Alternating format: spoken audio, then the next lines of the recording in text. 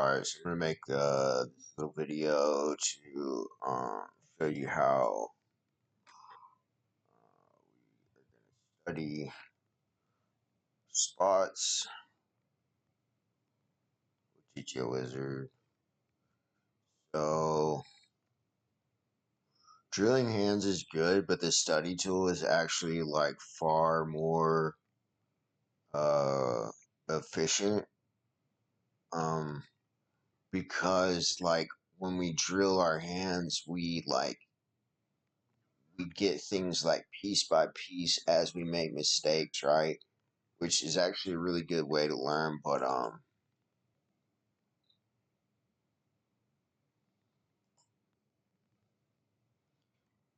it we can like absorb an entire um pattern that works over multiple spots all at once. And so I'm gonna show you how I do this if I can ever get this thing to fucking load.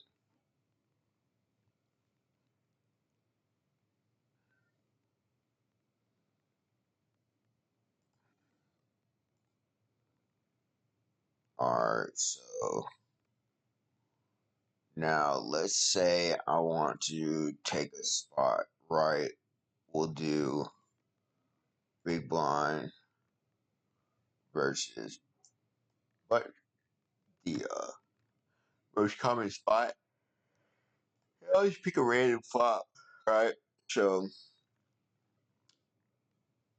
um first of all, we're gonna change this. I do not suggest the single size shit. I know like some people want to have single size like because it's easier or whatever, but like I think you should in order to learn about bet sizing and how to construct your bet sizes, like you're gonna want to use multi sizing. All right, so we see right here that when this flop is low, there's gonna be a donk bet, right? And so this is the first one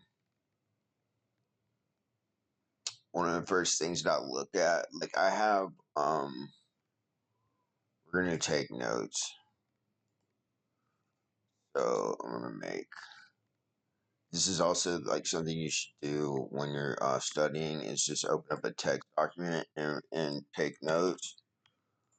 Um, so right away we're going to put overall strategies, patterns. Okay, so there's only so many like common patterns that you'll see. And the number one is the overall range bet. Number two is the polarized selective bet. And so when I say range bet, I don't even mean like that the whole range is betting 100% of the time. I just mean that the betting is kind of spread throughout the range at like you're not seeing hands that only check and then hands that um only bet, right? You're seeing most hands are um betting it at some frequency, right?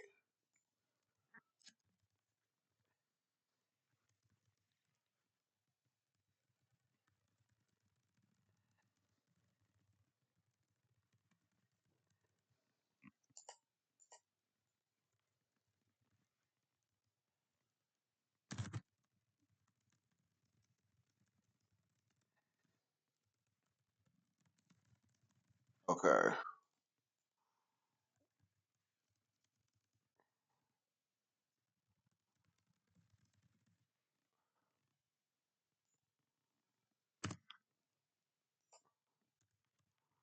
All right. So this is going to be the first thing that I observe. observe is whether or not the strategy for this particular spot is going to be uh, depolarized,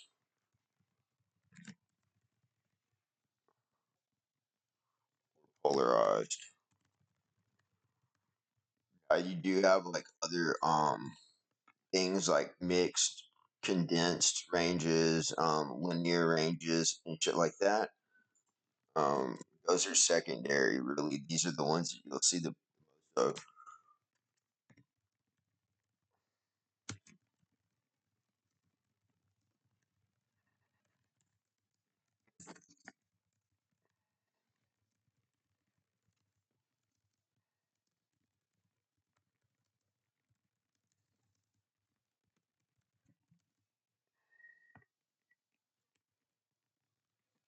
And condensed is where like sometimes you'll see in a like in a three bet pot like where the anything that has like the middle equity buckets is going to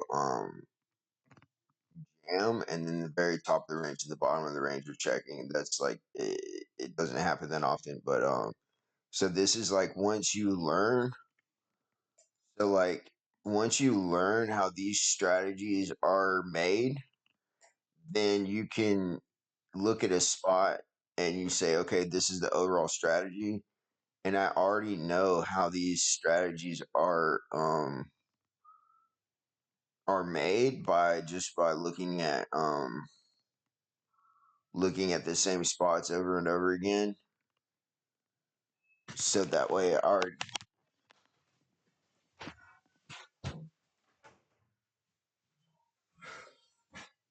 I really don't even have to look any further. Um I can already like pretty much make my own strategy based on just that observation, right? But you have to learn the patterns first. So basically what I'm going to do is I'm going to go to these filters down here, right? And so you'll see that, okay, so when you go down here and you look at these equity buckets, this is betting in a linear fashion, right? Because now, okay, so I'm going to make like a step-by-step process of how I'm doing this, right? So the very first thing, right? Very first step, view the overall strategy pattern. Okay. So once you have that, view the um, equity buckets and see the details of the pattern, right? So like you can have like some of these things will mix together, right? Like we're seeing a depolarized range, but it's betting in a linear fashion, and we can see that in the equity buckets.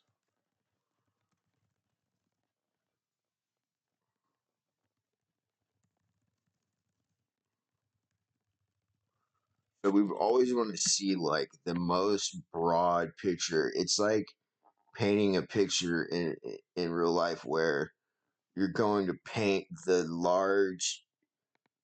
largest shapes and colors first, then you're going to fill in the details, right? And like as long as you have an overall picture, you don't have to go so much into the details unless you just really feel like it, you know what I mean? So like because you won't have time to study every spot down to the like most minute details, so like you want to just see what is the most important first, because now like once I have these two things, like okay, so um I have this strategy here which is depolarized betting in a linear fashion, and it's doing it at a low frequency. So that's overall frequencies. This is the second most important, I think. So we'll put this at number 2.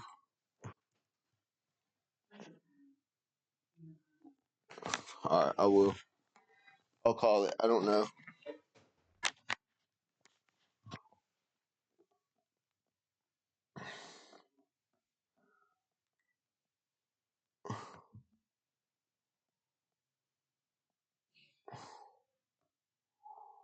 Sorry, I have to call.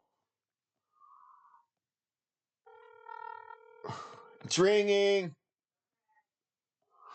All right, so all right, bye bye. So we want to view the overall frequencies. So we have high frequency, mixed, and low frequency, right?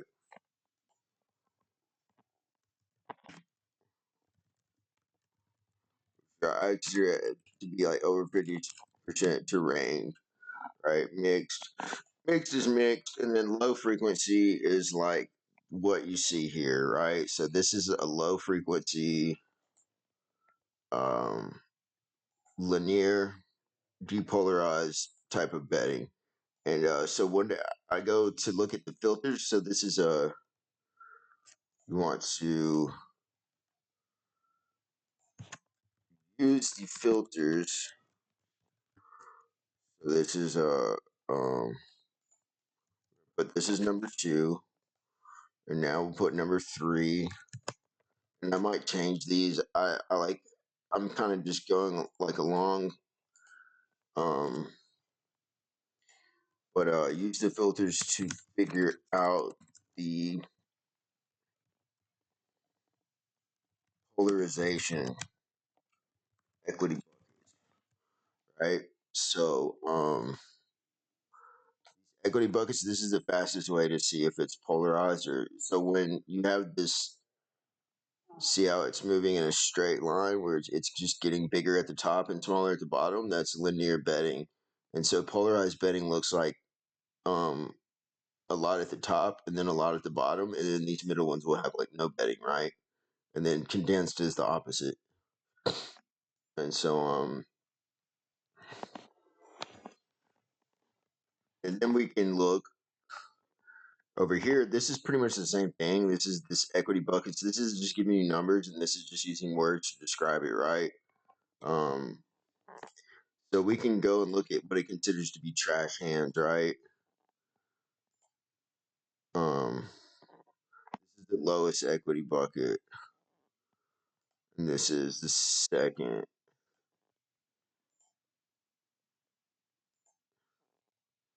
Pretty much the same thing.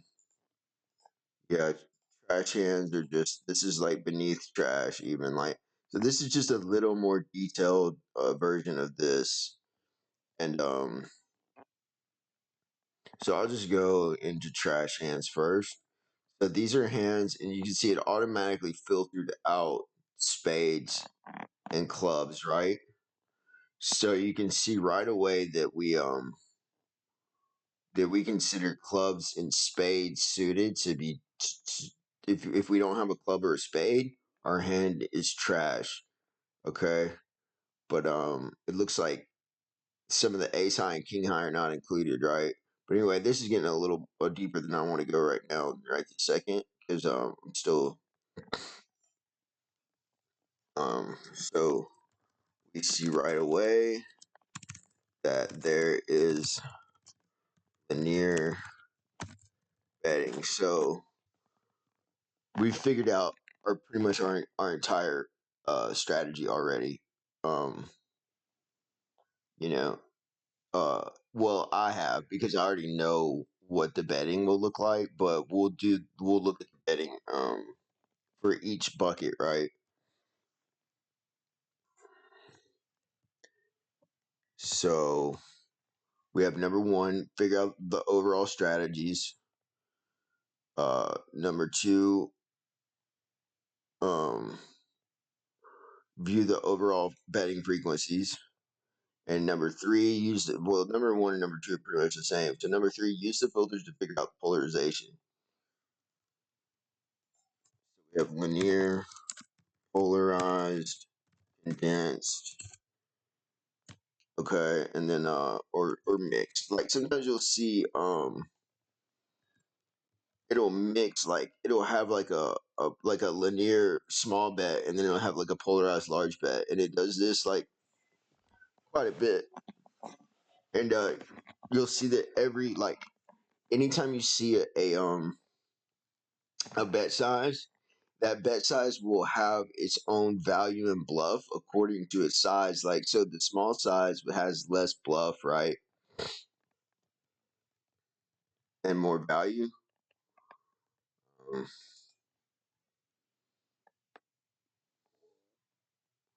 well, usually on the river, like because right now it's complicated, but we'll get into that later. So um, right now we have a low frequency range linear betting pattern on this flop betting.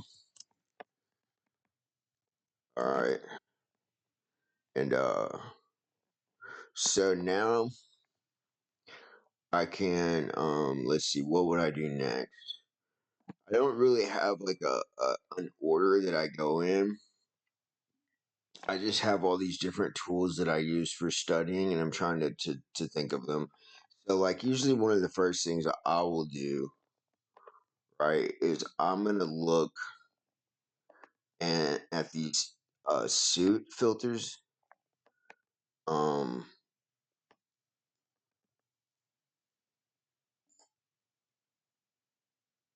okay, this, and I like to have this okay, yeah, this is the one of the most important. So this is shows you your overall frequencies for the entire range, right?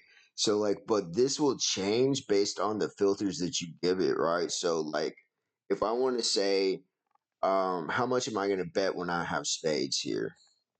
So we're going to write this number 4,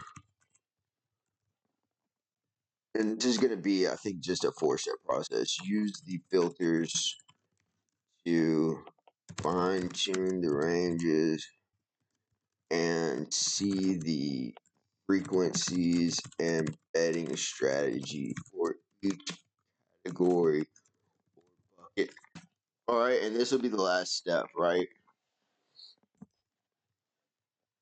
So now I'm going to use these filters here, and I'm going to look at spades, and immediately I can see that this right here changes, right? So now I can see clubs are betting 33% of the time. So there's an overall increase here from 24% to 30%. That means that clubs are betting more frequently than one of these, right? And so I want to figure out which one that is. So now I'm going to click diamonds, and then there you have it. So diamonds are only betting like 16% of the time and checking 84% of the time. So now I don't really like this just makes it so much easier for me to plan my strategy, right? So now I can just say I don't have to open this up and look and say, okay, queen 7 of diamonds is checking. Um or it's betting 1% of the time. And then queen 7 of clubs is betting 12% of the time. Like, I don't have to do that at all. I'm just going to look at this, and I'm going to say, okay, clubs are betting way more than diamonds, right?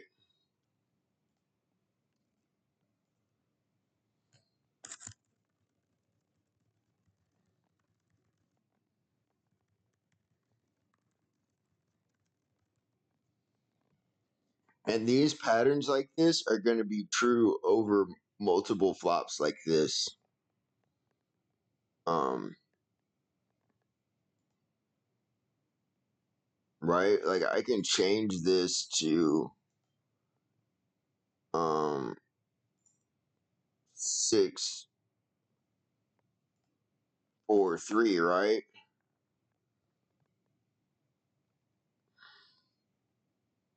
Oh wow, now we have lots of, like, so you see how, like, now we see that more lower and connected it is, the more donk betting we're gonna have.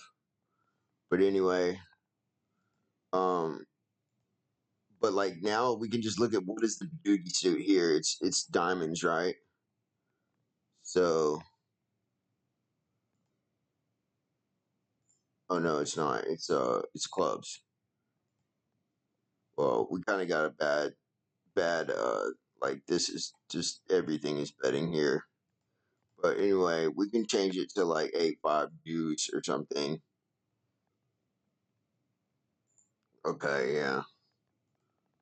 And then that was a bad example. But there's no donk betting there. Anyway, I'm not gonna do it with donk betting. But anyway, the point is that it'll be true that the Badugi suit is not going to bet as much, right? Because it has no backdoor flush draw. And that's really the only reason. So let's see, here's diamonds. Okay, yeah, so diamonds betting just a little bit less in this spot. Um, yeah, well, a lot less. So when you it's 28%, and then all the others are betting 39. Anyway, so this shit will be you're gonna find things that are gonna be true in one spot, and they'll be true in all of them, pretty much, right? And this is one of those things, right? So once you know of your heuristics as you find them, right? So you're gonna find these things on your own as you go along, and you'll get better at finding them. So I'm gonna write down this heuristic. So big blind versus button when donk betting flop, you want to bet backdoor flush draw and bet the Badugi suit less. And the Badugi suit is the one that's not represented on the board, right? And the flop is rainbow. So this is like so I got one heuristic and this is how I find the heuristics, and you'll find like tons of them the more you study, right? So anyway, let's just say that the big blind checks. Now we're going to go to this button and we're going to look at his strategy. So now we see we have a mixed strategy. And so we'll go down here and we'll look and we'll see like this is very strange. Um it's kind of polarized, but then like you'll see the middle of the range is betting more, and I don't know what you would call this. I think that it's because there's like some kind of high equity bluffs, right? Let's see what this is right here. Okay, this is like top pairs and over pairs that are betting. Um, so these are pretty much pretty good hands, and then like okay, this is just like from the over pairs trapping. Um, and then you see like these badass hands like um bet. So anyway, that's all I'm doing is I'm like when I so like say like for in this instance like I'm seeing something here that I don't really understand. Like I'm looking at this, it's neither linear nor is it polarized, right? Um, but I guess it really is polar. Like if you look at it over here, it makes a lot more sense. So like right here, we have filters for hand classes instead of equity buckets. And so you'll see this is no made hand. And this is no made, and this is, okay, so this is really important too. I need to, we're going to write this down, right? Filtering, filtering for hand classes. So this is like the second most important thing, right? So like when I want to go through a strategy and see how the strategy works, so like the first thing I can do is I can go for no made hand, right? And we could put ace high and king high in there too. So you're seeing when you don't have a made hand, then you're betting, right? But you're doing it less when you have ace high and when you have king high. And you can see up here, this is the suited area of the board, and this is the non-suited area of the board, right? And you'll get used to just like in your head, you'll get used to just knowing what area of the board corresponds to what category. Like I can just look at this and tell you that this area over here corresponds to all the high offsuit Broadway cards, and I can tell you that this side over here corresponds to all the high card, low card, suited hands, right? And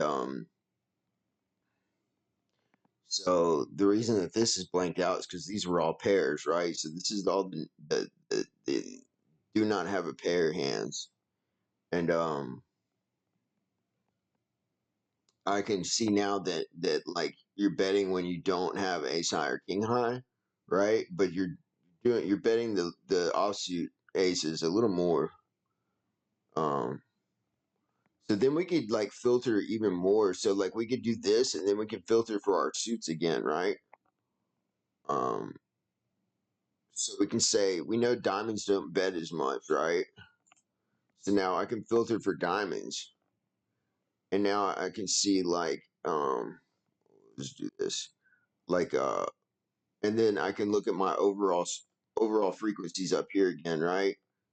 So and then it's breaking it down from bet sizes too. So now I can say, okay, so these are gonna be all your bluffs, right? Um, so now I can just put diamonds here. I can filter for diamonds only, and I'm seeing that betting drops off about 10% overall. And I'm looking at this check right here. So look at the check, bam, betting dropped 10%, right? That's because the diamonds are not betting as much as the other ones are, right? So this was true in both positions. This was true for the big blind, and it was true for the button. So you're gonna say that this heuristic right here that we wrote down,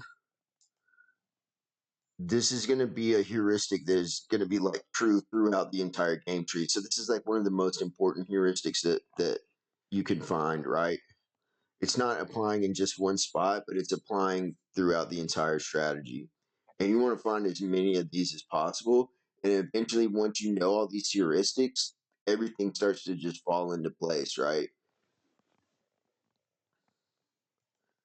So I can also just make it faster, and I can go for filter for no made hand and filter for no draw, right? Because this thing considers backdoor flush draws to be a draw.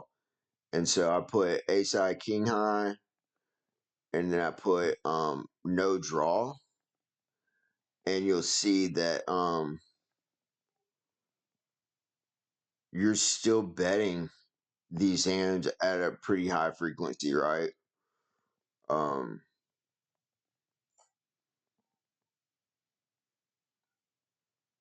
and so it's very polarized. So even the no made hand, no draw is betting, right?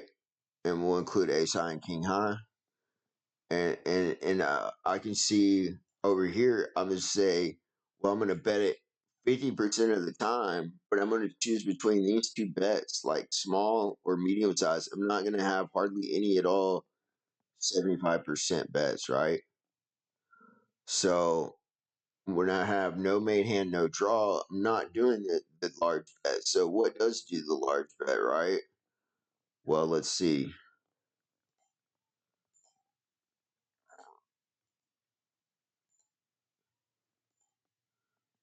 You see it bump up a little bit on the gut shots, but it's still only 2%. But so like I don't think the large bet, yeah, it's not very much represented in the range at all. Like the straights are doing it somewhat, but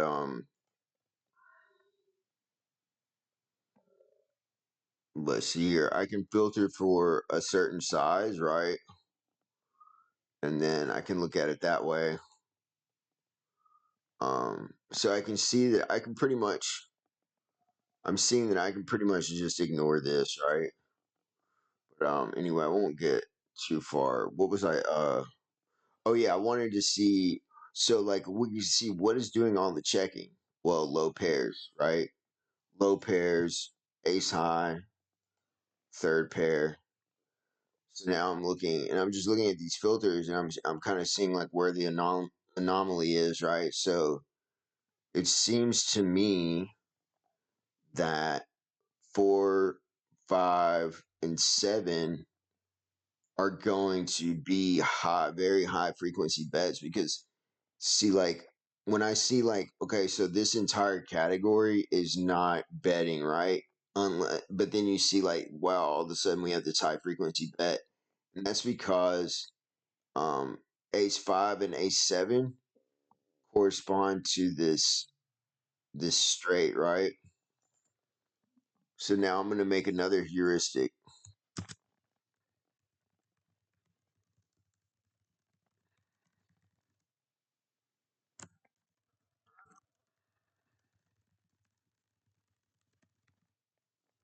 Okay.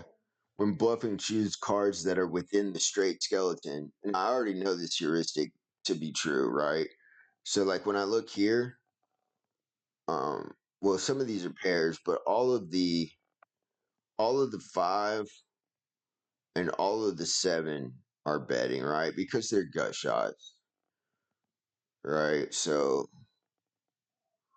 um but anyway, the most high frequency checking is coming from the ace high, king high, and low pairs, third pair. Um, and like it's pretty much it. I also like to go in and look at value thresholds. So like, what is the threshold for value, right? Well, it's third pair, pretty much. So like these third pairs are actually like kind of betting for value. But this is not a very polarized bet. It's kind of a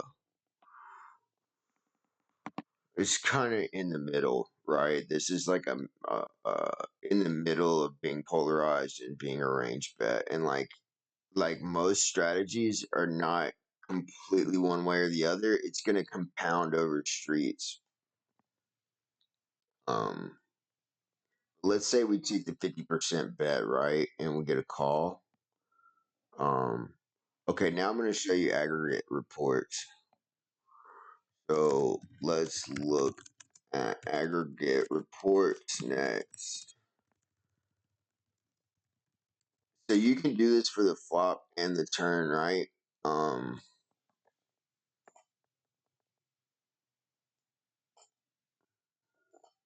so if I want to go to the flops, right, and I want to see what type of flops is the big blind going to donk the most, right? So now I have this list of every single flop that you can imagine, and it's just like anything else. You have filters over here. So right now I can just look down here and I can see that well, we don't have hardly any for the aces unless they're monotone. So now I can tell you that monotone boards. So like right now I can write a heuristic from this. Monotone boards are okay for donking no matter what cards they are, because I can't think of a better board for the big for the opener than ace king queen, right? But you'll see it's being donk bet by the big blind. I actually I don't think donk betting it on the flop is so important for strategy. I'm just using this as a a way to show you how to use the filters and how to write your own heuristics. So then I can go down here, and my number one heuristic that I'm seeing already is that cards below the 9 or below the 8 or 8 and below are high frequency donk bets.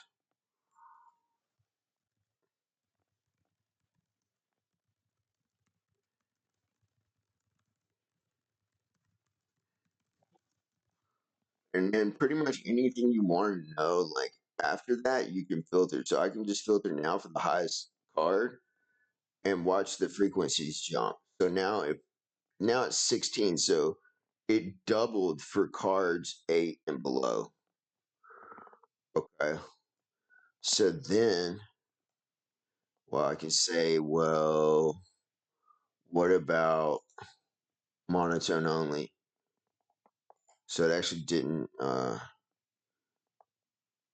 jump there, but let's say flush draw. Okay, so now I can write another heuristic. 8 high and below boards donk more, even more with flush draws, right? And then take it a step further. Let's put connecting. So bam, now you're seeing even more when connected. So now I can say the most highest frequency donk bet is going to be 8 high connected boards. Now it's seeing even more. Bam. So now it's 47%. Now I can write even more. The closer the cards are between the 8 and 6 is most donk betting between 30 and up to 50%, right? And so this is just how I will pinpoint heuristics. And I just try to know like as many things as I can find that are true, right? And so okay, so that's for the flop. And anyway, so we're looking at the button now. And so the button, he bets 50%. And I can even look at the big blind's response, right? So when the big blind checks and then he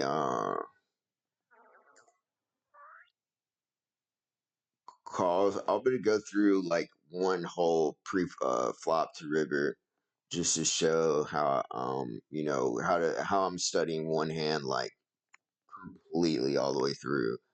And this is gonna give you like a really good start. So now I'm looking at raise sizes. So I know that when I do want to check raise here, I'm check raising large. So I'm already gonna make a heuristic here. So when board was low connected, able to be donk bet, and we decided to check, and the button bet 50%, we have an overall around 15%, around 15% to let's say 20 bet check raising frequency, which is high for check raising, I think. Uh, Holding half our range, well, less than half, 42%, calling 40%. Um, right, and now I can just go through here and we can do the same thing. I'm gonna do the same thing for like the filters, um, I can look down here and I can tell you that the you're sort of doing it in like a linear fashion, right? Well, the entire range is doing it, but gut shots, and you'll see like this is another one. Remember when I was talking about how like some heuristics are true for the entire game tree? Like you're seeing the same behavior with the sevens and the fives being the ones that bet, and you're gonna see throughout the entire like when you're studying, you're gonna see that like mostly the same hands bet. Like this is not as complicated as people think. Like you're gonna see the same patterns, and the only thing that changes is like the frequency at which things happen. Like, and that'll be a function of like um the position and the ranges, like how good your or, how good your range is, or uh I guess I should show you this too. I don't use this as much as I use the filters. You can also come over here, right? You have strategy, reports, which is what we were looking at, and then you have ranges, right? So I can also come over here and I can look and I can see this equity chart down here, right? And you can just see how like who has the better range advantage, where the advantage lies. Like right now, the you can see that the button has an advantage in this region up here where like the middle to the top of the range, and then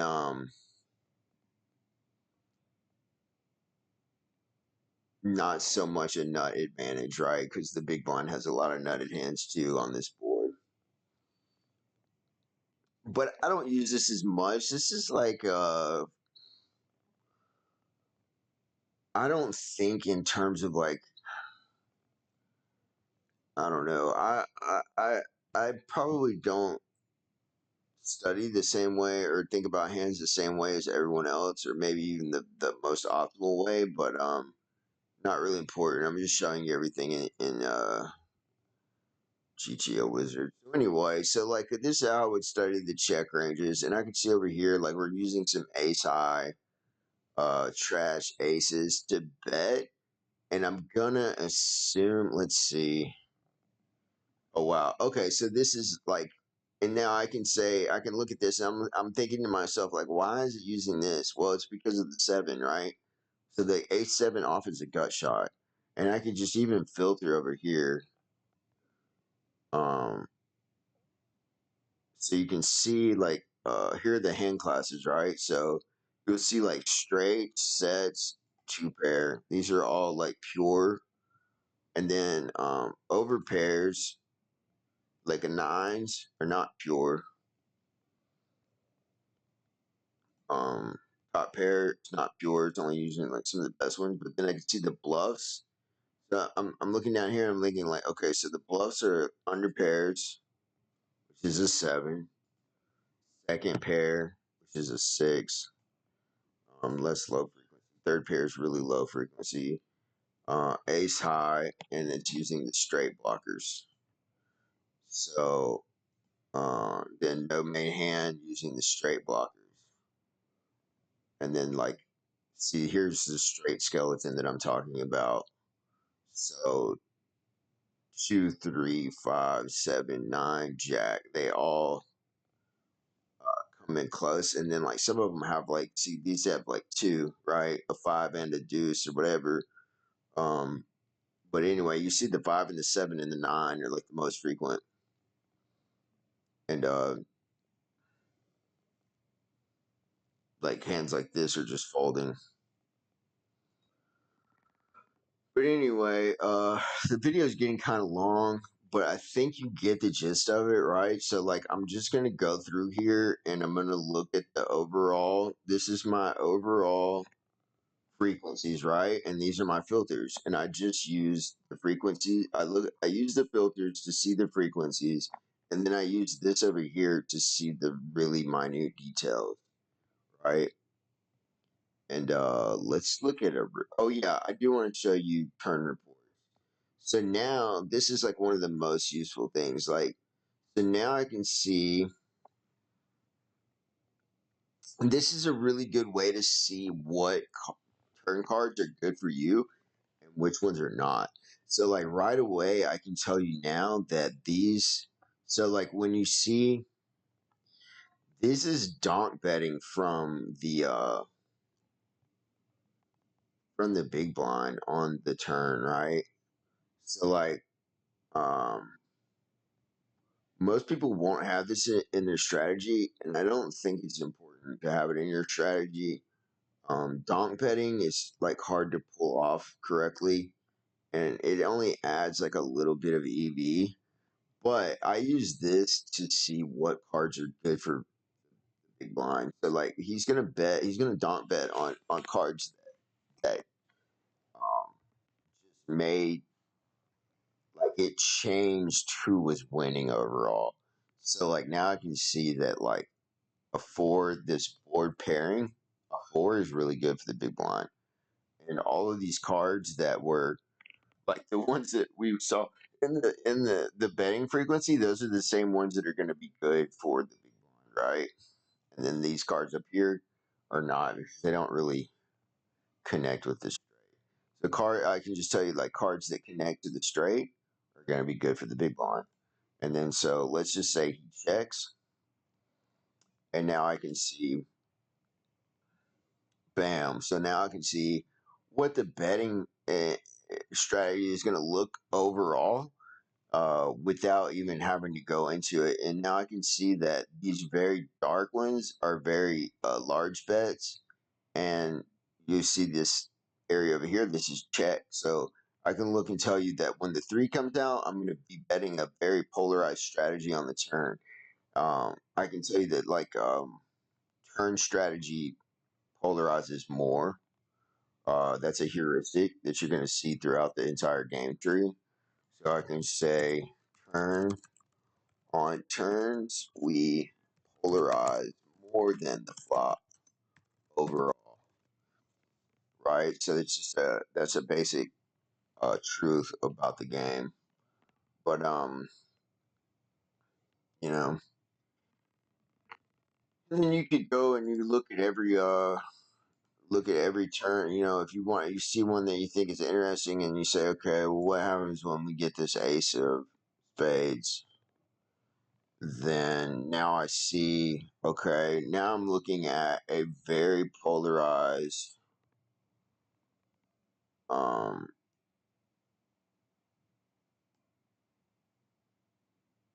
strategy with a sort of low frequency bluffing, very selective bluffing, right?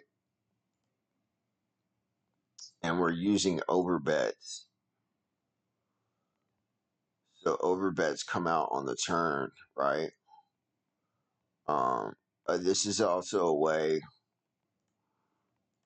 So now we see this like almost black looking. These are overbets. So I can come down here.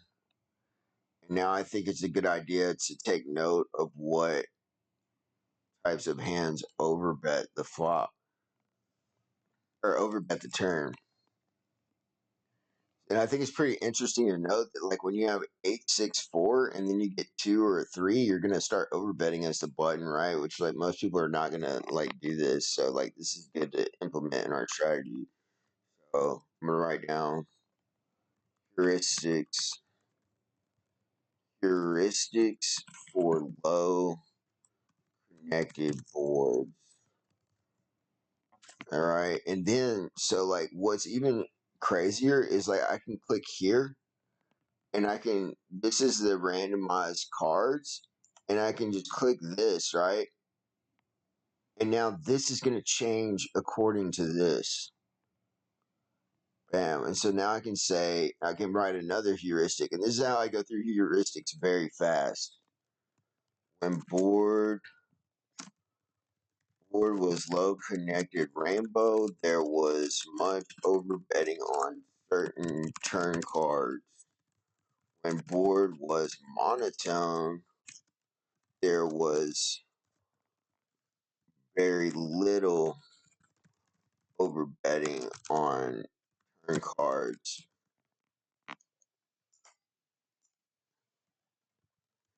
Most overbetting came from the 4 to a flush ace on the turn. And so like you see how I'm just kind of exploring and finding out heuristics by using filters. And that's basically all you do. And like um let's say now, all right, so let's go back to 8, 6, 5. Okay. And so now I'm looking at, and I'm going to start writing down heuristics for this turn card. Cards. There is high frequency over betting on turn cards when the board is low and connected, and the big blind caps his range by just check calling flop and checking the turn. So like remember how the big blind was supposed to donk on these cards. So when he doesn't donk, it's like giving you like a go ahead, I guess, to pile on. So when the board, another heuristic, right? So when the board comes great for the out of position caller and they choose not to lead or donk bet the turn, and we see more overbetting, right? And then that may or not be entirely true, but it seems like it's kind of close. You know what I mean? So and now that I like so now like say I want to learn the strategy, right? And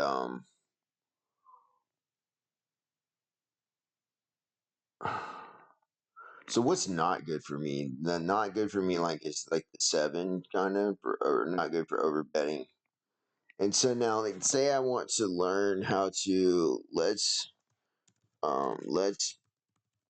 make a drill for this spot and learn to overbet on this low card connected turn. This is like something that I think that most people won't have it in their arsenal. So like I want it, right? So every time I discover a spot like this, and this spot is even new to me, like I'm gonna like learn this shit, right? So like what I want to do is I want to go here and I want to say practice this spot,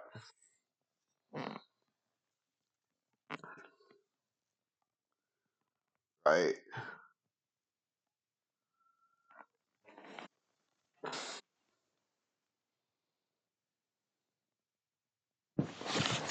And so now we have this like custom spot. And you can even make drills that are like where you can take these cards out and now you'll just be playing turns like at random. But I kind of want this like low connected type shit. And I'm gonna start training. Right. And now we're gonna say okay, bam. So now I remember from looking at the fucking heuristics that when the board pairs, it was better for him, right? And so like I had what did we see there? It was like check half the time and then bet like one of these sizes instead of these sizes, right? But like I'm gonna say because I already know like I'm gonna use one of my heuristics, I want to polarize more on the turn. So probably this is going to be one of my hands that can like play as either a check or a call. And I rolled this kind of high number. I'm going to check and see if that's okay. I'm thinking it might be wrong because I think sevens are more high frequency bets, right? Because if we remember when we were looking, anything that had a 7 in it was like betting more. So like I think that this hand could bet more often than the other eights, but still probably checking is not wrong. Oh shit. All right, so I was wrong. That was an inaccuracy. So we'll just call. And so now I got this inaccuracy. So let's look and see where our mistake was. Um, and we'll see if how correct my thought process was.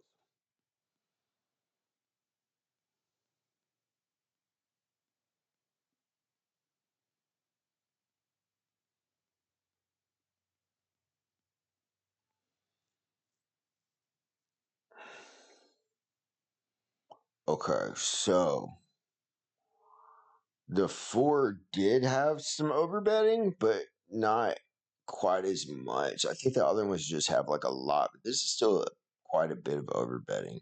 And then so let's look at what was my category was top pair. Excuse me. And so top pair. So it's not as polarized as I thought it would be. Like when I see something is extremely polar, like top pair stops betting almost completely, and all this hands will check. So it's a little more polarized, but it's not so polarized that you are checking that much. I think a lot of people when they see low boards as the button, they get like scared because like low boards are supposed to be good for the big blind, but really like you have all the over pairs. So okay, so like I was very much correct in what I was saying. The 8-7 bets more than like King 8, right? Because it's so valuable to have that 7. So like this is another heuristic that we can write down like um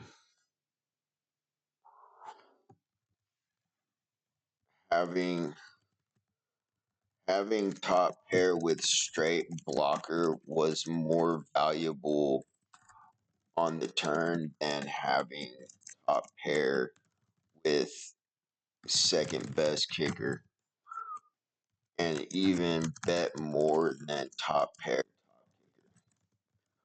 right? And so like these are and now like when we get the more like detailed you get in your heuristics, the less true they are over all spots, but they're gonna be true in like certain spots. So like I think that's a good enough heuristic to write down. And that's why it's always important to like when you get something wrong in the trainer drill, make sure that you go and find out why you were wrong and try to find a heuristic to use going forward. All right, so we'll do one more, and I think that's gonna be enough, right? You're gonna see like this is pretty much the complete method to how I study. So now we get this and I think these hands are overbetting too, and I don't think our hand is gonna be strong enough for overbet. Uh Nines were in there, so I'm gonna bet, and I'm gonna bet for kind of a large size. We also wrote a smaller number. Bam. So I was very close. Um Now, when the king comes and we have second pair, I'm going to say we check back, of course, 99%. So we were right here, and we just barely missed the frequency by like a couple of things. Like it was 23%, we rolled to 28. So if this was a 22, I would have been correct. And it just, I actually, it wanted to use a bigger size. So it did want to overbet. So that's interesting. So we want to, okay, so I can see right now that where my thinking is I'm not wanting to be as aggressive, and then this is probably because of the low board, and that's like so error in thinking. I like to use these two. I write down my errors in thinking. So my error in thinking was not wanting to be as aggressive, overly aggressive on the button versus big blind when the flop was low connected. So you want to like pinpoint these like biases that you have.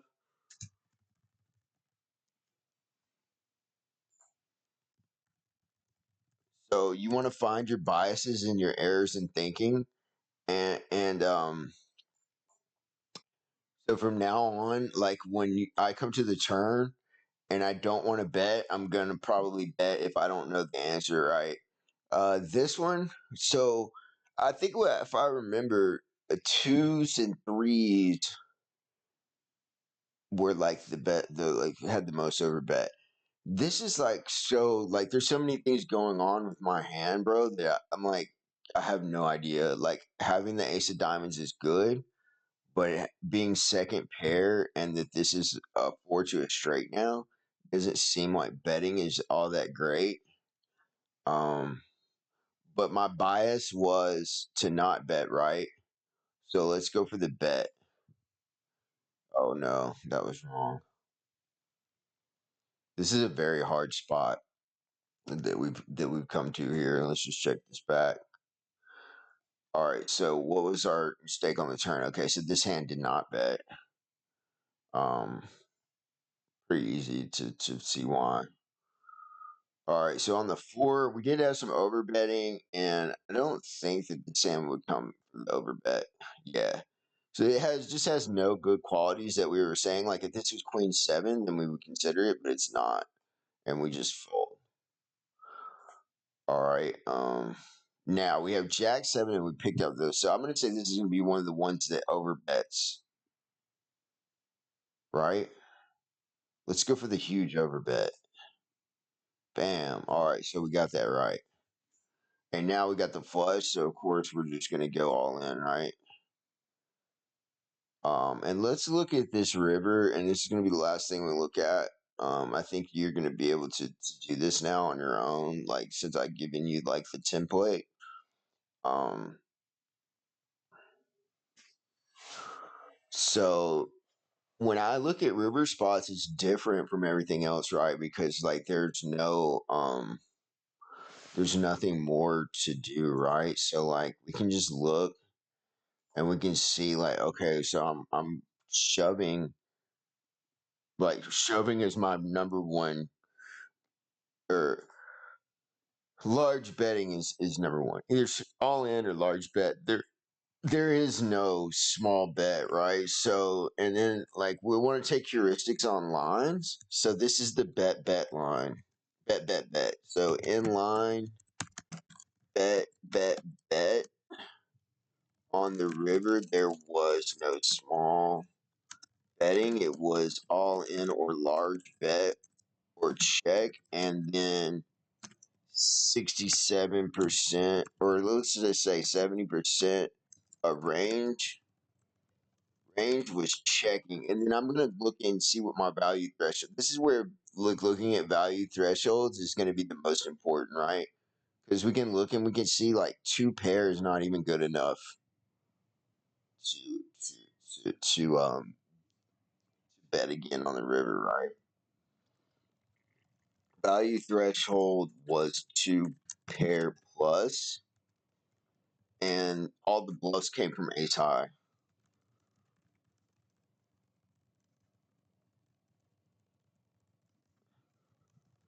And then you can go further and you can look and say, okay, well, my bluffs are ace high. What are they? Ace five. Okay, with the straight blocker. It's very. Wait, they weren't all ace high. That was just the only one I could see. They were all no made hand. I'm sorry, all no made hands. Ace high and below. And then like now we can go and see like what our best blockers are. So this is like Jack 10 with a heart blocker. So right there, I can say, I can make another heuristic already. We use um, use flush and straight blockers, shove or bet large, and then that's it, bro. And like, look how quickly I figured out that river strategy, right? Because it's plain to see none of these are really bluffing. You see absolutely no bluffing here, and this is the where the value starts. 7-5, which is a straight. 6. This is a. Why does 7-5 ever check back? Oh, because of the flush. So like sets and stuff. Okay, so like.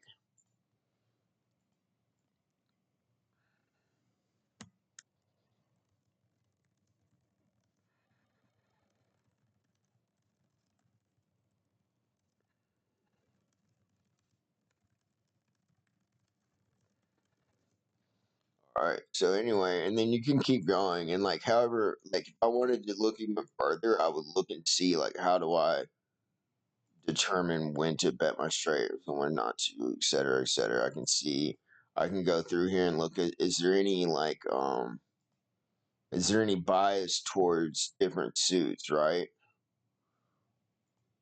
Um, you can see, well, of course, hearts bet way more, but you can see spades bluff more than the others, which is interesting, and I have no idea why, but I can tell you right now, like you see, um, let's say, let's look at all the bluffs, right? So we want to filter for bluffs, so we can just filter these hands here, and now I can filter the suits, and I can tell you which suits bet bluff more. So no spades bluffing. Wait, what's going on here? Oh, because all of our bluffs are coming from offsuits.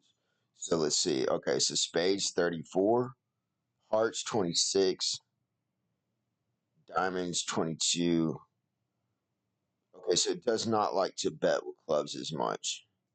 Doesn't like the offsuit. And then you can do like combos like this. Like you can see, okay, so the clubs and hearts 25, clubs and diamonds 25, clubs and spades 25. Okay, so hearts doesn't really matter. Anyway, so like I can just keep doing this and I can see which ones like bet, which combos bet more than others, right? And it doesn't look like it matters. Clubs and okay, well, like clubs and diamonds bet a lot less than hearts and spades. Clubs and diamonds 19%. Clubs and hearts 25. Okay, so like that's just how you can filter your and look at and you can study like suit blockers and things like that. Also, I never use this because I don't understand it, but I can go and look at the big blind, right? And I can see how often he calls, like folds. So like he folds the most when he has the 8 of hearts. Um yeah, I don't understand it. I'm not even gonna get into that, but you can figure this out on your own. This is the blockers, right? And it